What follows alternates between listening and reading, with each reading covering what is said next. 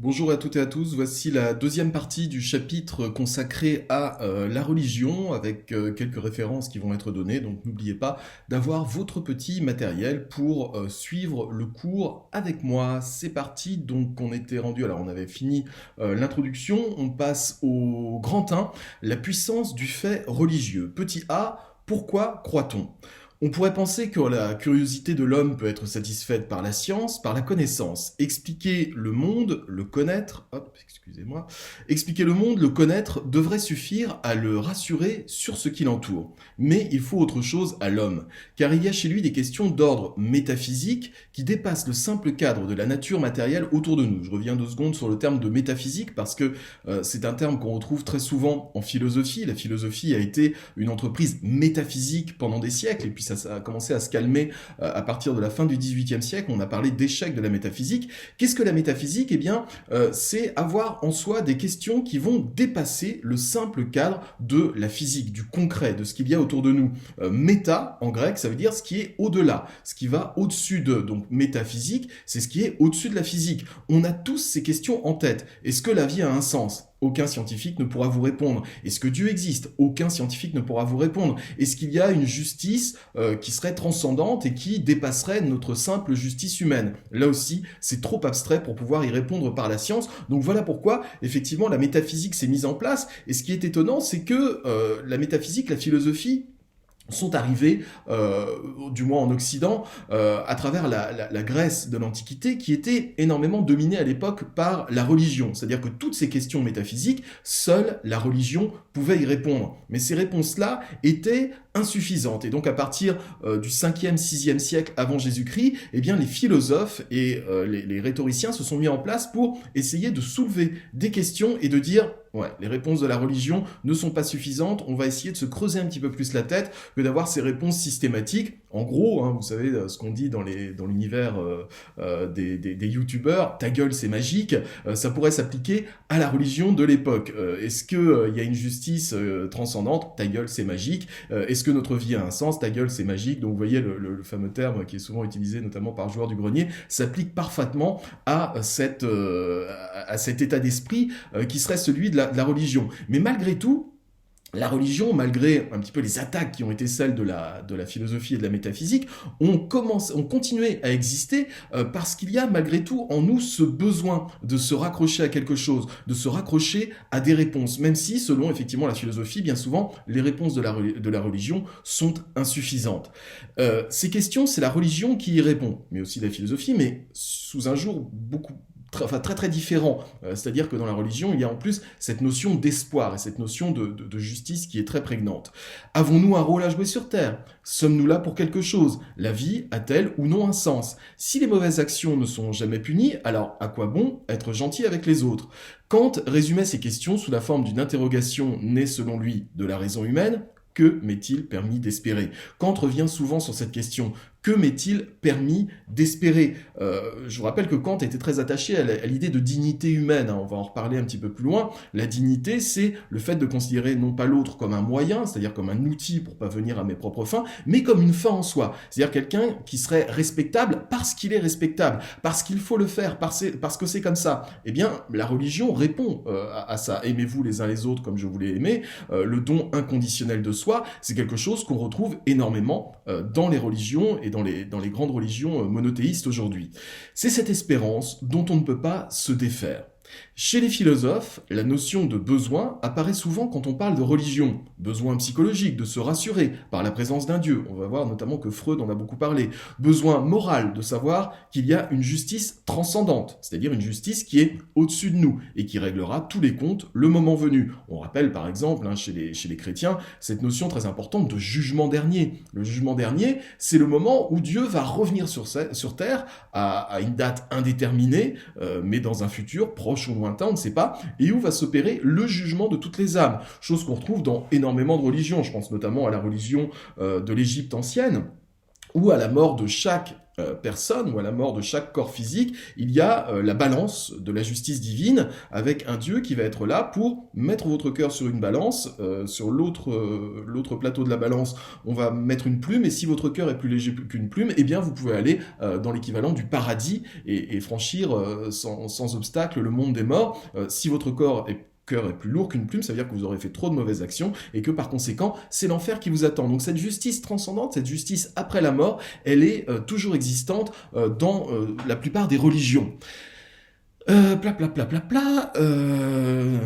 besoin de religion semble partout présent dans l'histoire des civilisations. Pourtant, certaines religions affirment qu'il n'y a pas de Dieu, représenté par un personnage en particulier. Ça, c'est intéressant. Le bouddhisme, par exemple, rejette l'image d'un Dieu créateur ou tout-puissant. Chez les bouddhistes, il n'y a pas de Dieu. Vous n'aurez pas de représentation d'un Dieu. L'univers suit sa propre façon de faire, et c'est l'univers, finalement, qui vous jugera. Mais il n'y a pas de Dieu personnifié chez les bouddhistes. Et pourtant, ça marche à peu près de la même façon. Le cycle des réincarnations, le karma, le poids des fautes dans notre vie antérieure qui va se répercuter sur nos vies futures, eh bien, c'est aussi un élément, même s'il n'y a pas de Dieu, même s'il n'y a pas cette transcendance d'un Dieu, il y a malgré tout une transcendance de l'univers sur nous. Cette idée va être reprise, notamment dans la philosophie stoïcienne, avec des gens comme Marc Aurèle ou Épictète. Mais même en l'absence de Dieu, donc chez les bouddhistes, il y a toujours dans la religion un monde supérieur, transcendant, qui vient expliquer et justifier notre monde à nous. Dans tous les cas, la religion apporte à l'homme une idée de dignité quant à sa propre nature. Donc vous voyez, cette idée de dignité dont Kant parle beaucoup, puisque Kant lui-même était visiblement très croyant, eh bien cette idée de dignité, on la retrouve tout autant dans la philosophie de Kant que dans les grandes religions. C'est-à-dire que l'être humain est digne, et il est digne quand il considère l'autre non pas comme un moyen, mais comme une fin. Petit b, la croyance est-elle une forme de connaissance? La théologie, alors théologie, ça vient du grec théos qui veut dire Dieu, bien sûr, et puis logos qui est la parole vraie, qu'on retrouve, logie, dans toutes les terminologies scientifiques, biologie, etc. C'est-à-dire que la théologie, ça va être une forme de science de Dieu. Elle est considérée en philosophie comme, et je vais donner la définition qui est la définition du dictionnaire philosophique Lalande, la théologie, ce serait la science de Dieu, de ses attributs, de ses rapports avec le monde et avec l'homme. Science et Dieu, ça paraît un peu antinomique, et pourtant, la théologie se fait fort d'être une étude scientifique de la présence de Dieu, de ses fameux attributs, et surtout des rapports qu'il peut avoir avec nous. Donc ça, cette définition, évidemment, vous pouvez la stabiloter. Aristote est le premier philosophe à avoir tenté de justifier Dieu de manière logique, de faire en quelque sorte une science d'un Dieu. Et vous voyez que Aristote est très en avance sur son époque, puisque chez Aristote, il y a une sorte d'idée finalement de monothéisme. Aristote est dans une société où il y a des dieux un petit peu partout, qui sont divers et variés, et qui régissent tous les aspects de notre vie. Eh bien Aristote, lui, va imaginer qu'il y a au-dessus de ça un premier moteur immobile. Donc Aristote est le premier philosophe à avoir tenté de justifier Dieu de manière logique. Il proclamait en effet que le monde ne peut exister que grâce à un premier moteur immobile. À souligner ou à surligner, c'est important, c'est la première tentative d'incursion de quelque chose d'un peu scientifique dans l'idée qu'on peut avoir de Dieu. C'est-à-dire une force première qui a donné naissance à tout l'univers, qui depuis continue à tourner selon les lois mises en place par ce premier moteur, par ce moteur premier, qui a précédé le monde. Si on regarde les grands livres sacrés, on se rend compte que le rôle de Dieu par rapport à l'univers et à l'homme est très proche de cela. C'est-à-dire qu'effectivement, visiblement, les grandes religions monothéistes qui sont apparues un peu après Aristote se sont beaucoup inspirées du philosophe Aristote. Je vous rappelle qu'Aristote, tout au long du Moyen-Âge, a été le philosophe chouchou de l'Église. Ceux qui voulaient faire de la philosophie au Moyen-Âge pouvaient en faire, mais attention, selon les cadres donnés par Aristote, qui était vraiment le big boss de la philosophie. On avait un peu oublié Platon à l'époque, parce que tout dans l'univers de Platon ne coïncidait pas avec les idées religieuses du monothéisme, mais par contre, Aristote, avec son fameux premier moteur immobile, il est considéré comme le précurseur des grandes religions monothéistes. Pour Pascal, là on se projette, on se catapulte au XVIIe siècle, il y a le dieu des savants et des philosophes et le dieu des croyants. En fait, c'est le même. Le dieu des croyants se trouve grâce à une expérience intime, mystique. Le dieu des savants et des philosophes se trouve par la raison, en remontant au plus loin la chaîne des causes et des effets. Dieu, pour les savants et les philosophes, est la cause nécessaire de tout ce qui est, car on ne peut pas régresser à l'infini. En gros, ce que nous dit Pascal, c'est, si vous voulez vraiment vouloir étudier Dieu de façon scientifique, vous ne pourrez pas pas remonter à l'infini dans les causes du monde. Il va falloir trouver au bout d'un moment une cause première, un fameux premier moteur immobile qui va causer le monde tel qu'il existe. Alors on va revenir sur Pascal parce que en guise de théologie, c'est assez passionnant de sa part. Pascal nous a laissé un ouvrage majeur qu'il n'a pas pu terminer puisqu'il est mort avant de pouvoir l'achever, ce sont les fameuses pensées. Les pensées de Pascal, c'est un monument de l'histoire de la philosophie française, européenne. Si vous vous attelez à la tâche de lire les pensées de Pascal, vous verrez qu'en fait c'est un raccommodage de différents textes écrits sur des années différentes. Pascal prévoyait un grand œuvre qui devait s'appeler Apologie de la religion chrétienne, donc qui était un ouvrage théologique, beaucoup axé sur Dieu, parce que Pascal voulait convaincre les gens de son époque et les gens du futur, non seulement que Dieu existe, non seulement que Dieu est primordial, mais qu'il faut régler toute sa vie sur Dieu. Pourquoi Pascal était si croyant? Pourquoi est-ce que Pascal était aussi attaché à l'idée de Dieu? Parce que Pascal lui-même a fait une espèce d'expérience mystique. Suite à un accident, alors qu'avant il avait une vie, voilà, j'ai déjà dû vous parler de la vie de Pascal, hein, c'est avant tout un scientifique évidemment, c'est lui qui a inventé la toute première calculatrice, notamment quand il était encore jeune, pour aider son père qui était commerçant à faire sa comptabilité, c'est Pascal qui a été le premier à étudier le vide, bref, Pascal reste un très grand savant, et puis, alors qu'il commence à s'intéresser à la philosophie, comme je vous dis, il a une espèce de nuit d'illumination mystique, il se retrouve fiévreux après son accident, il se retrouve au lit, un peu entre la vie et la mort, et puis au milieu de cette nuit, la nuit de feu comme on l'appelle, il va prendre un morceau de papier et il va griffonner tout un texte parce que pour lui, l'évidence même de l'existence de Dieu s'est révélée à son esprit. Et ce petit papier qu'il a griffonné et qu'on appelle le mémorial, Pascal va le garder physiquement contre son cœur toute sa vie. C'est-à-dire qu'après la mort de Pascal, on va découvrir que Pascal portait une redingote et que à l'intérieur de cette redingote, il avait fait coudre carrément le texte du mémorial pour le garder tout près de son cœur, puisque c'était vraiment ce qu'il y avait de plus important dans sa vie. Alors ce texte, on l'a retrouvé, je peux vous le lire, hein, il est disponible sur Internet, vous allez voir que c'est un texte qui est vraiment très très exalté. Voilà ce que dit Pascal dans son mémorial. Depuis environ 10h30 jusqu'environ minuit et demi, feu, Dieu d'Abraham, Dieu d'Isaac, Dieu de Jacob, nom des philosophes et des savants, certitude, certitude, sentiment, joie, paix, Dieu de Jésus-Christ, Deum meum et Deum vestrum. Ton Dieu sera mon Dieu, oubli du monde et de tout hormis Dieu. Il se trouve que par les voies enseignées dans l'Évangile, grandeur de l'âme humaine. Père juste, le monde ne t'a point connu, mais je t'ai connu. Joie, joie, joie, pleurs de joie. Je m'en suis séparé, mon Dieu, me quitterez-vous que je n'en sois pas séparé éternellement, etc. Donc ce papier va être vraiment l'illumination mystique de Pascal, et les critiques diront, oh là là, il va un petit peu loin dans son délire, une nuit de fièvre, et ça y est, il nous montre un Dieu qui est absolument nécessaire dans l'existence du monde, mais Pascal va fonder ses plus belles pages là-dessus. C'est pour ça que quand il dit des choses dans les pensées, des très belles phrases, comme la plus connue, qui est « Le silence éternel des espaces infinis m'effraie », puisqu'à l'époque, Pascal étudie beaucoup l'univers avec son télescope, etc. Il se rend compte évidemment que l'univers est immense, extrêmement froid, dénué de tout, puisque c'est le vide spatial. Hein.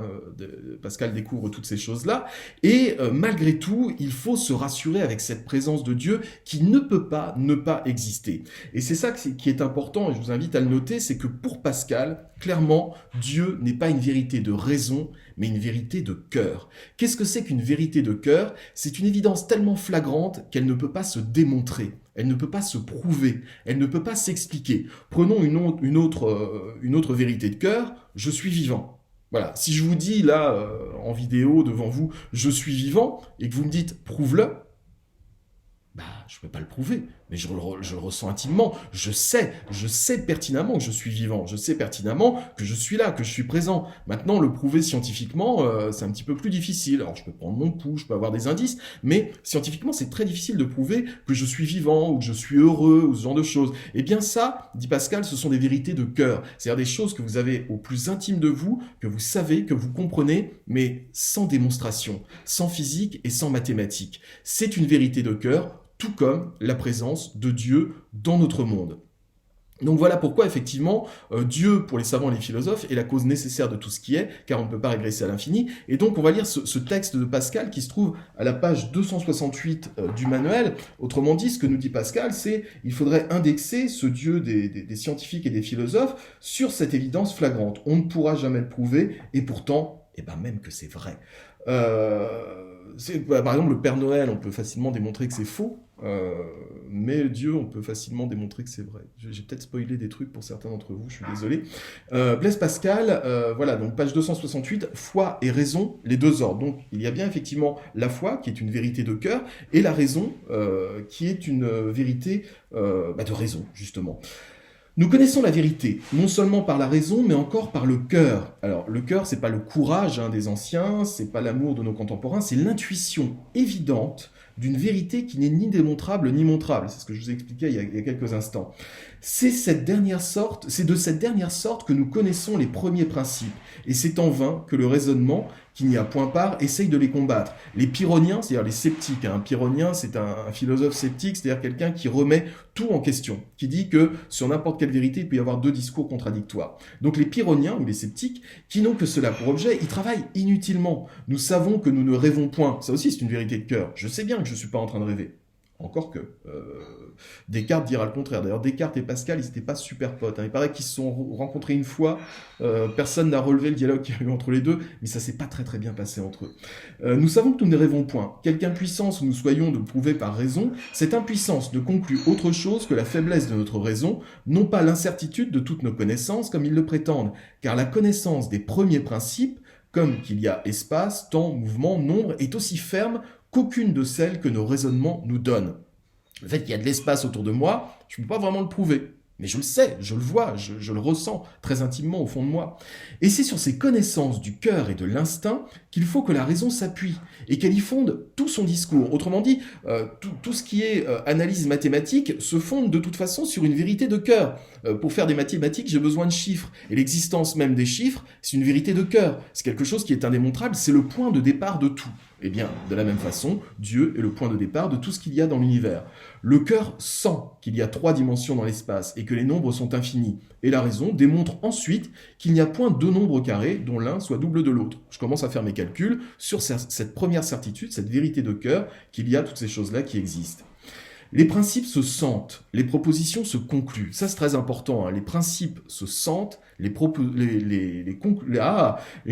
se sentent, les propositions se concluent. Et le tout avec certitude, quoique par différentes voies. Voie du cœur, voie de la raison. Et il est aussi inutile et aussi ridicule que la raison demande au cœur des preuves de ses premiers principes pour vouloir y consentir, qu'il serait ridicule que le cœur demandât à la raison un sentiment de toutes les propositions qu'elle démontre pour pouvoir les recevoir. Donc là aussi, les choses sont claires, et vous savez que c'est Pascal, Blaise Pascal, qui est l'auteur de cette fameuse citation qu'on a tous utilisée au moins une fois dans notre vie, « Le cœur a ses raisons que la raison ignore ». Autrement dit, les certitudes fondamentales qui sont dans notre cœur, il est bien difficile de les démontrer par la raison, et la raison va devoir faire un travail à partir de ces certitudes-là, et non pas essayer de les démontrer.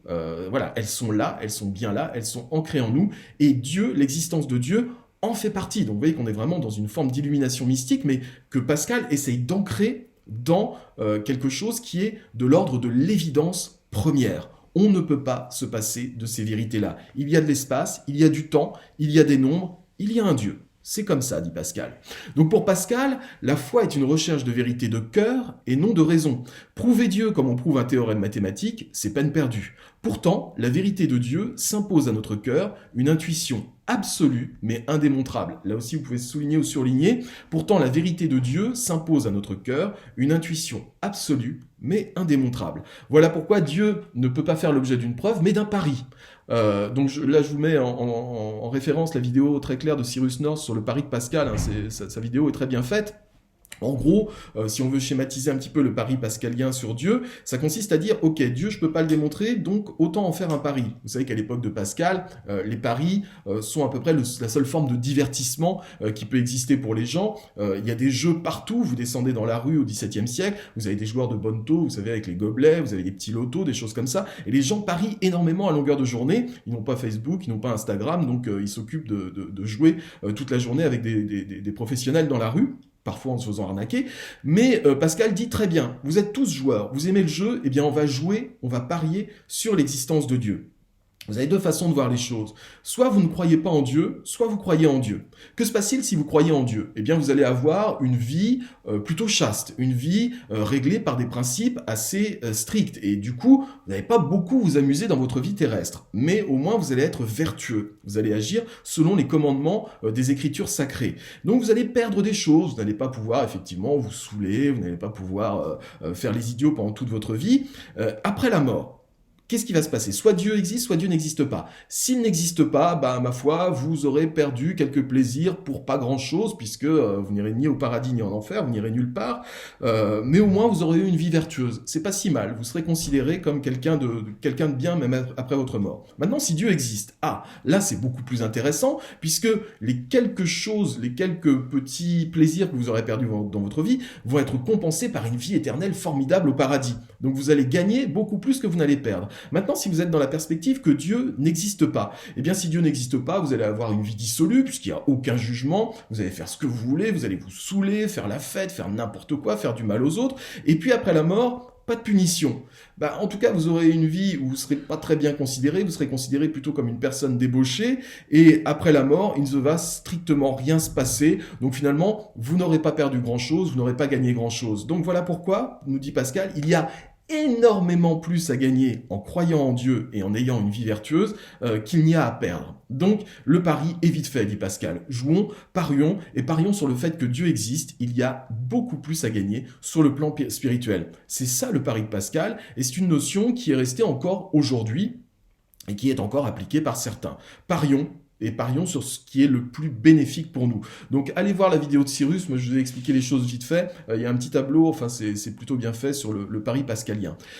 Ici se pose donc la question de la foi, puisque forcément, si j'ai une vie très religieuse, je suis dans un engagement profond. Pensez par exemple au personnage de Mère Teresa. Mère Teresa, aujourd'hui, est considérée comme une femme extraordinaire, une femme qui a fait le bien de façon totalement désintéressée tout au long de sa vie. Elle a vécu à Calcutta, au milieu de la misère profonde, au milieu de la maladie, c'est-à-dire qu'elle n'a pas une vie très cool, Mère Teresa. C'était pas une star hollywoodienne, peut-être, mais je pense que dans 500, 600 ans, Mère Teresa sera encore là, alors que Nicki Minaj, je pense que tout le monde l'aura oublié. Donc c'est un petit peu ça aussi le pari pascalien. Il faut parier sur la vie après la mort, mais aussi il faut parier sur la vie que vous aurez laissée ici sur Terre et sur l'admiration que vous allez susciter. En tout cas, Pascal dira, Mère Teresa n'a pas perdu sa vie, parce que certes, elle n'a pas une vie très agréable, mais au moins, elle se sera donnée aux autres, ça aura été quelqu'un d'extraordinaire. Mais en plus, s'il y a une vie après la mort, autant dire que Mère Teresa, aujourd'hui, elle ne doit pas être loin du bon Dieu et de Jesus et de tous leurs potes. La question qui se pose est donc la foi. Alors on revient sur la foi. La foi est une croyance inconditionnelle, impossible à remettre en question. La foi est une croyance absolue, ça vous pouvez souligner, et vous pouvez ajouter qu'en plus, dans la foi, il y a une notion d'engagement. Si j'ai la foi, alors je m'engage sur toute une vie à respecter les principes absolus qui sont ceux de la foi. La question qui se pose est, la foi est-elle une affection rationalisée ou bien un simple sentiment? C'est-à-dire, est-ce qu'il y a quelque chose finalement de rationnel dans la foi? Ou est-ce que c'est quelque chose de purement irrationnel, qui nous vient uniquement du sentiment? La théologie cherche donc à trouver une place pour Dieu dans l'explication du monde. Les grands scientifiques, qui étaient aussi des croyants, sont nombreux. Je vous donne deux citations en particulier. Dieu ne joue pas au dé avec l'univers, disait Einstein. C'est-à-dire que chez Einstein, il y avait quand même une notion de Dieu qui était bien présente, et il le dit à travers cette fameuse citation. De la même façon, quand l'astrophysicien américain Robert Maxwell a vu les premiers clichés du télescope Hubble, alors Robert Maxwell, c'est un grand astrophysicien américain. Effectivement, Hubble, c'est un télescope qui a été mis en orbite autour de la Terre dans les années 80, et quand les premiers clichés sont apparus, en fait, vous savez que plus vous regardez loin dans l'univers avec des télescopes puissants, plus vous allez remonter le temps, en quelque sorte, et plus vous allez vous approcher de la création de l'univers. Donc les premiers clichés de Hubble nous montraient l'univers tel qu'il existait il y a plusieurs milliards d'années, c'est-à-dire un univers en formation, c'est-à-dire les débuts de l'univers, et Robert Maxwell, sa première exclamation, quand il a vu ces premiers clichés, donc des débuts de l'univers, il a dit « Nous voyons le visage de Dieu ». Donc autrement dit, on peut voir que, surtout chez les Américains évidemment, l'idée de Dieu n'est... Alors, elle n'est pas toujours validée par les scientifiques, mais elle est souvent présente chez les scientifiques. On peut très bien être scientifique et être croyant. Les deux peuvent s'accorder pour certains. On peut étudier Dieu de façon rationnelle en prenant plusieurs points de vue. Il peut y avoir la théologie révélée, qui part de l'étude des écritures sacrées, hein, c'est une forme de théologie où effectivement on va s'appuyer sur les écritures sacrées. La théologie naturelle, qui s'appuie sur l'expérience et la raison. Donc recherchons scientifiquement l'origine des choses pour essayer de voir, comme le disait Robert Maxwell, le visage de Dieu, ou encore la théologie positive, qui est fondée sur les autorités sacrées comme les conciles, les documents, les paroles diverses des saints et des prophètes. Autrement dit, pour la théologie positive, c'est tout ce que raconte le pape qui est parole d'évangile, c'est le cas de le dire. Donc voilà les différents points de vue sur la science. Vous pouvez aller sur des sites internet, je vous donnerai quelques références pour dégager ces différents aspects de la théologie. Après, c'est pas non plus essentiel de retenir. Retenez ce qu'est la théologie, mais voilà, sur le reste, théologie naturelle, positive, etc., ça fait un petit peu du blabla qui n'est pas forcément très très utile sur une copie de philosophie. La prochaine fois, on aborde la deuxième grande partie de ce chapitre, la religion, cette fois critiquée par la raison. À très bientôt pour la suite de nos aventures. C'est naze.